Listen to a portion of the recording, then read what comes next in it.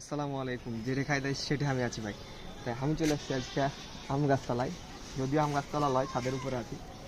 এই আমটা পারবো, তাহলে এই আমটা মাখাবো, কাঁচা আম যেহেতু সেহেতু মাখাবো। আর এটা আগে পারি, তারপরে আপনারা কৌছি বিস্তারিত। পাঁচটা রেডি, পাঁচটার মনে হয় পাওয়া যাবে না, যাবে না, যাবে না, পড়ে যাবে, পড়ে যাবে ডাল। যদিও কষ্ট করে পারছে, তারপরে যাই হোক, যে পরিস্থিতি দাঁড়িয়ে আছে, পড়ে গেলে কান্না পড়ে। ক্যামেরাম্যানদের ক্যামেরা আলহামদুলিল্লাহ আমটা হচ্ছে যে পারলাম অনেক কষ্ট করে। তো এই যে আম, হ্যাঁ, এরকম আমের ভিডিও ঈদের আগে কয়েকটা আমরা আপলোড দিব। এবং এই আমগুলোর মানে যে কোনো আমের যদি আপনারা নাম কমেন্ট বক্সে বলতে পারেন, যতগুলো নাম ঠিক হবে যতজনের, প্রত্যেকের জন্য ঈদের দিন ঠিক রাত 10টায় আমরা লাইভে এসে তাদেরকে ঈদ সালামি দিব। তো আজকের এই আমটা আমরা মাখাবো। এবং আমার সাথে আছে একটা জিনিস, সেটা হলো যে এই যে বোতলের ভিতরে স্পেশাল একটা মশলা। এই মশলাটা মোটামুটি 8-10 রকমের আইটেম দিয়ে বানানো আছে। তো এটা বানাইছে আম্মু। তো এটা কিভাবে বানাইছে বা কতগুলো কি কি মশলা দিছে, এগুলো আপনাদেরকে একটা ভিডিওতে শেয়ার করব। আর আপনারা সবাই ভিডিওগুলো শেয়ার করবেন, লাইক করবেন, কমেন্ট করবেন।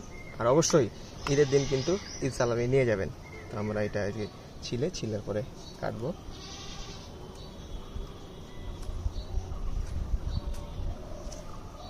চাকুতে ধান নাই মনে হচ্ছে।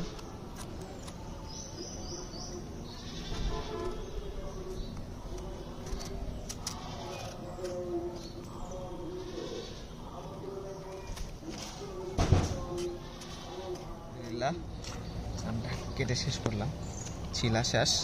আবার আমটা ছিলা শেষ করলাম, এখন কাটতেছি। পরিপক্ক হয়ে গেছে, কিছুদিন পরে হয়তো বা পাকতে লাগবে। ওফ, অনেক শক্ত, কাটা যাচ্ছে না, কাটতে নাই। আমার পাশে একটা চলে আসছে লালন যা জ্বালাটা আসছে। অবশ্যই ঈদ বোনাস লুফে নেবেন কিন্তু সবাই।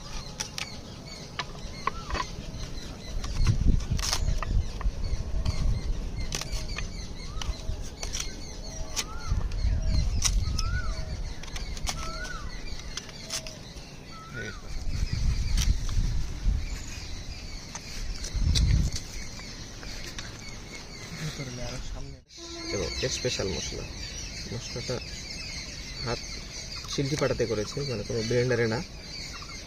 মশলাটার সেন্টটা কিন্তু অস্থির একবারে। হালকা হালকা করে ছিটাই দিলাম। এটা মাখবো না, কারণ হচ্ছে যে শুধু মশলায় আছে, কোনো তেল টেল নিয়ে আসেনি। এভাবে ছিটাই দিলাম উপরে।